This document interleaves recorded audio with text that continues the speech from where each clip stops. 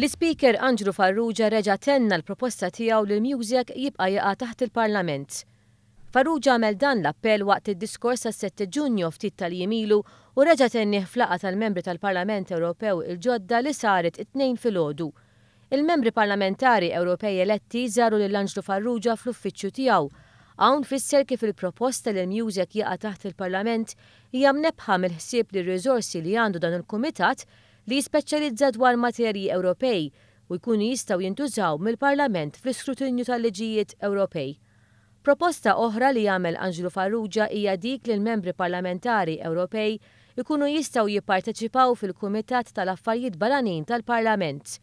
Angelo Farrugia rimarka b'mod pożittiv ukoll il-fatt li Malta bagħtet sinjal ċar dwar il-parteċipazzjoni tan-nisa fil-politika. Dan hekk kif kienu eletti 4 nisa minn 6 membri parlamentari Ewropej. Fid-diskors qasir tagħhom il-membri parlamentari Ewropej ilkoll qablu li għandhom jaħdmu id fit flimkien għall-interessi ta' pajjiżna.